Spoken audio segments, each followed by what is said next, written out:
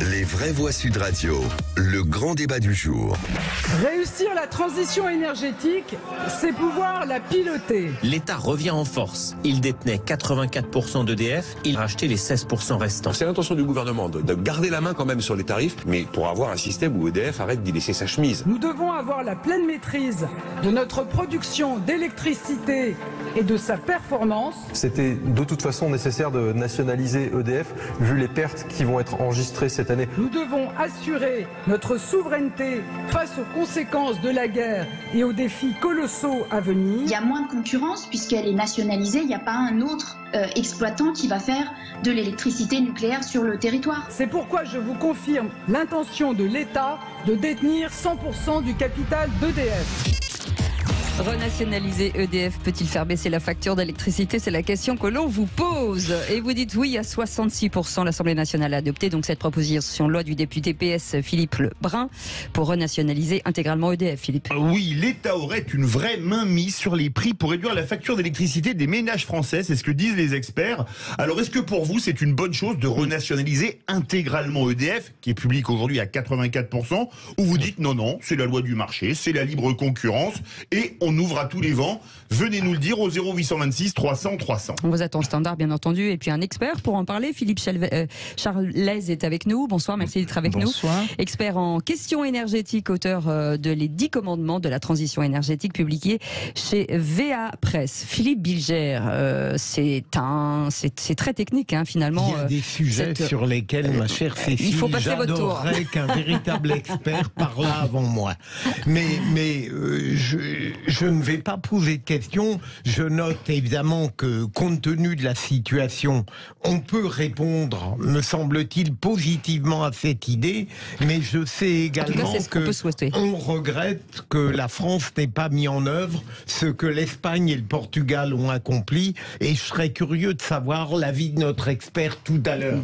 Bien entendu, avec François Pupponi, peut-être pour une réaction. Oui, Est-ce que ça peut faire baisser l'électricité? Globalement, EDF est déjà quasiment nationalisé. Oui. Donc, c'est un faux débat. Bon.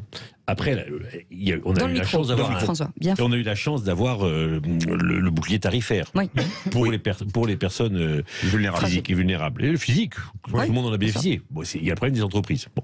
Le vrai problème, c'est qu'on est dans un espace européen, mais on parle avec l'expert, on est dans un espace européen qui impose des règles. Donc c'est pas parce qu'on va nationaliser l'EDF que l'on va sortir. On peut demander, mais c'est très compliqué. L'Espagne et l'Italie, on le fait dans des conditions particulières. Et le Portugal, pardon, on le fait dans des conditions particulières, donc on peut, mais c'est pas ça qui change. Donc ils ont fait un coup de com' hier, parce qu'avant que ça soit complètement nationalisé. Après, la vraie question, c'est est-ce qu'on sort complètement de la réglementation européenne dans le domaine de l'énergie ou pas? Est-ce qu'on peut vraiment? On va poser la question à notre expert. C'est ça le débat. C'est pas la nationalisation, parce que de fait, EDF est une entreprise plus que publique. Ah ouais. René Chiche. Oui, d'ailleurs, je crois que EDF est déjà maintenant nationalisé à 90%. C'est ça, 95%. Il y a déjà il y a un appel d'une association qui fait appel sur les 5% restants. Et notamment les salariés d'EDF, dont certains... Alors qu'est-ce que ça va changer, si toutefois? Qu'est-ce que ça va changer? Elle est intéressante ou pas? Non, elle n'est pas intéressante du tout, comme d'habitude.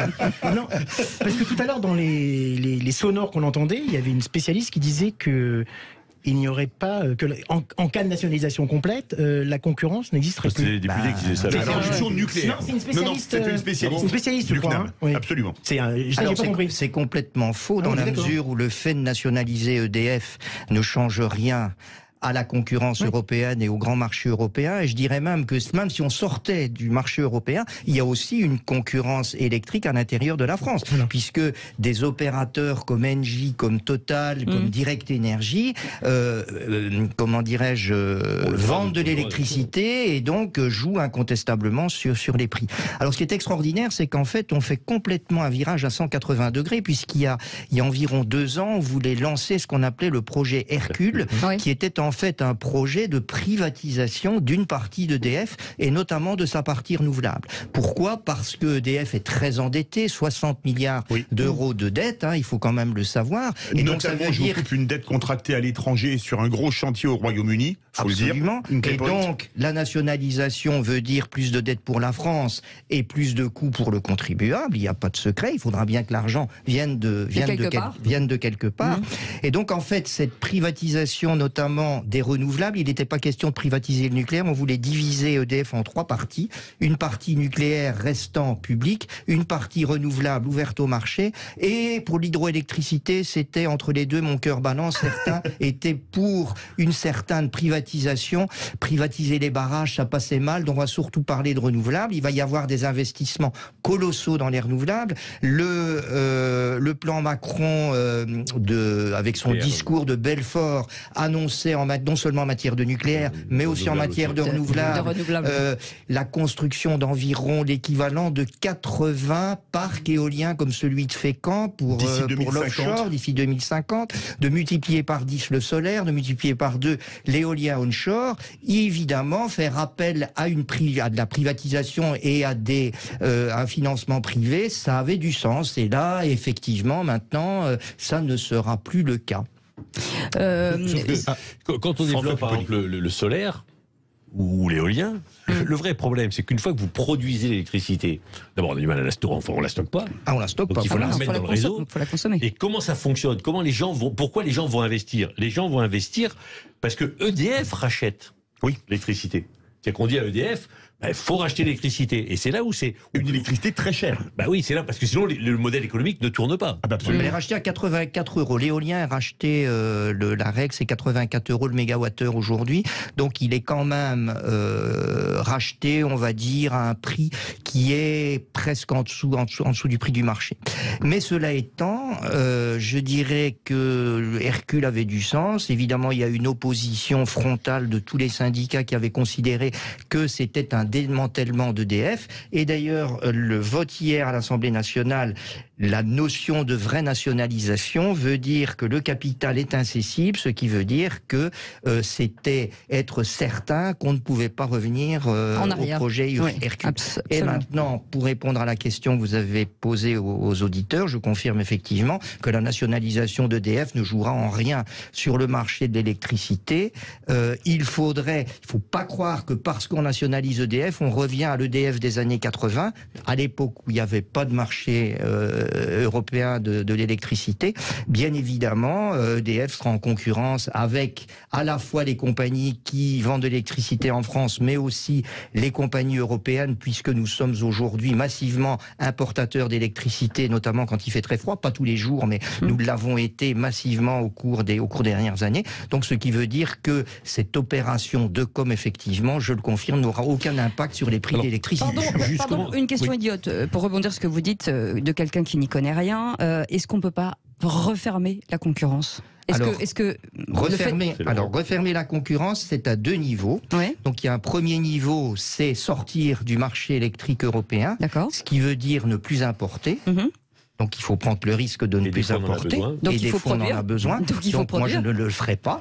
Et la deuxième chose, c'est que même si vous prenez l'exemple, et je l'avais déjà expliqué, de l'Espagne et du Portugal, même si l'Espagne et le Portugal pour l'instant sont déconnectés du système électrique européen, ils ne sont pas pour autant déconnectés du marché intérieur de l'électricité. Il y a beaucoup de fournisseurs d'électricité en Espagne et au Portugal, ce qui fait qu'à l'intérieur de l'Espagne et des Portugal, la fameuse loi dite de l'ordre du mérite, où le prix de l'électricité est aligné sur le prix du gaz, elle s'impose aussi en Espagne et au Portugal. Et si l'Espagne et le Portugal ont fait baisser le prix de l'électricité, c'est parce que le gaz est massivement subventionné à l'intérieur de la péninsule ibérique. Juste une précision. Si le texte est passé hier, c'est parce que la majorité a quitté l'hémicycle. Bien sûr. Alors, elle a quitté l'hémicycle. Une seule voix pour. Alors elle a quitté l'hémicycle pour 2 raisons. La première fois, elle était minoritaire en fait. Bon. Et la deuxième, c'est que on a rajouté à l'article sur la nationalisation un article qui disait qu'on va faire un bouclier tarifaire pour les petits commerçants, etc. Sauf que ça, c'est illégal normalement, parce que l'article 40 de la Constitution dit que, à l'occasion d'une loi, on ne peut pas aggraver les dépenses de l'État en particulier ou des collectivités. Donc on ne peut pas aggraver les dépenses publiques. Bon. Mais celui qui dit c'est l'article 40 ou pas, c'est le rapporteur général du budget. Or, le rapporteur général du budget, il est de l'opposition. C'est de la France insoumise. Et lui, il a dit, non, l'article 40 ne s'applique pas. Alors qu'il s'applique, bien sûr. Donc, mais c'est lui qui décide de l'application, pas de l'article 40. Donc en fait, la majorité a quitté en disant, mais là, vous violez la Constitution, vous violez le règlement de l'Assemblée, et vous violez nos lois. Et le rapporteur général, donc ils ont crié au scandale, et la loi est passée avec une très très large majorité, parce qu'avec une voix contre. Ah oui, donc je dirais que le seul avantage de cette renationalisation d'EDF, ça veut dire que EDF et donc l'État aura les mains libres pour les investissements. Il n'y a plus d'actionnaires alternatifs qui peuvent éventuellement discuter sur un certain nombre de projets. Freiner en tout cas les propositions. 0826 300 300. Emmanuel de Montpellier est avec nous. Emmanuel, vous vouliez réagir? Oui, bonjour à tous, bonjour. J'entends clairement les arguments de M. Pupponi, mais tout autant qu'ils sont clairs, ils m'inquiètent. Parce qu'en fait, le peuple français a besoin d'une baisse du coût de l'énergie. L'énergie, c'est quelque chose de structurel dans un pays, et un pays qui ne maîtrise pas son énergie court clairement à sa perte. Je parle sous couvert, bien évidemment, des connaissances de vos invités, mais ça me semble évident que l'indépendance là-dessus est cruciale. Je vais étaler mon propos sur un constat, un exemple et deux questions éventuellement. Monsieur Jean-Bernard Lévy, qui a donc dirigé EDF de 2009 à 2014, a été mis en place par François Hollande pour mener une politique de décroissance nucléaire engagée par le gouvernement. A-t-elle été suivie des contreparties de mix énergétique mis en place? Je ne sais pas, mais apparemment c'est pas suffisant vu la situation actuelle. Et Henri Prolio, qui est vice-président d'EDF jusqu'à 2009, vient de déclarer le 13 décembre devant les députés, je cite un texto, il accuse Bruxelles et les gouvernements successifs d'avoir délibérément saccagé le système électrique français. Oui. Là, moi, ça me coupe l'herbe sous le pied. Non, mais François Pupponi va vous répondre. Moi, je suis pour la maîtrise par le gouvernement français de la politique énergétique. Bon, ce que je dis, c'est que quand on a un appareil comme EDF qui est déjà détenu par l'État à 95%, il est juridiquement nationalisé. De fait, on peut rajouter 5%, sauf qu'on enlève ça aux salariés, donc c'est pas forcément la meilleure des choses. Après, sur le reste, bien entendu que les opérateurs européens, ils sont dans une guerre industrielle avec EDF, et s'ils peuvent nous attaquer, ils le font. Je dis pas que c'est bien, mais c'est malheureusement la loi du genre.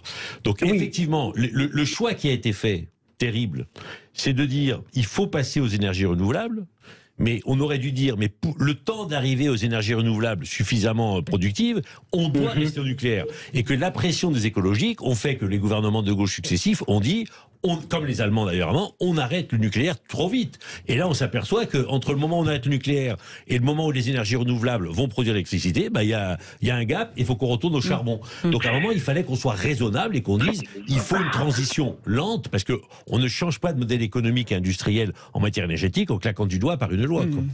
René Chiche. Oui, je voulais poser une question à Philippe Charlet, excusez-moi. Imaginons que EDF nationalisé pratique vraiment une politique de prix basse, vraiment très basse, réduite. Est-ce que ça ne serait pas ce qu'on appelle des prix prédateurs? C'est-à-dire que les concurrents seraient contraints de suivre cette politique, et ces concurrents étant moins puissants et plus fragiles qu'EDF, seraient contraints à avoir de grosses difficultés, voire même à la faillite. Et ça, je crois que c'est contraire au code du commerce. Est-ce que vous pensez que c'est pas un problème pour EDF, si vraiment ils vont dans cette direction? Alors, on pourrait l'imaginer intra-France, mais par contre inter-européen, ça me paraît tout à fait impossible. Donc c'est-à-dire que EDF brade les prix de l'électricité, c'est complètement contraire à la concurrence européenne, ça pourrait absolument pas passer. Donc j'y crois pas du tout. Maintenant, pour vous répondre, en fait, implicitement, je vous l'ai déjà dit plusieurs fois, c'est que les choix qui ont été faits, donc de ne pas promouvoir à l'échelle européenne d'ailleurs le nucléaire à partir des années 2005-2006, de promouvoir les renouvelables qui ne peuvent pas, on le sait, se suffire à eux-mêmes. On a inévitablement aujourd'hui jeté les renouvelables dans les bras du gaz, et ça signifie que pendant les 15 ans qui viennent, ou peut-être que d'ici 15 ans le nucléaire peut réémerger, mais à mon avis on est vraiment dans la dualité renouvelable-gaz. Simplement un tout petit chiffre, les investissements mondiaux dans le nucléaire, c'est 20 fois moins que dans les renouvelables. Merci beaucoup pour cet éclairage, Philippe Charlès, d'avoir été avec nous. Expert en questions énergétiques, auteur de Les 10 commandements de la transition énergétique, publié chez VA Presse. C'était passionnant, vous restez avec nous. Dans quelques instants, ça va vous passionner aussi, puisque c'est le quiz de l'actu. Et on se détend, hein, là, tout à coup. Il a su poser la question. Ah ouais, on s'inquiétait. Il a su poser des questions au roi des chiches. Ouais, bah, incroyable, incroyable. Merci beaucoup, en tout cas, d'avoir été avec nous. Merci à vous. Vous restez là, on revient dans un instant. À tout de suite.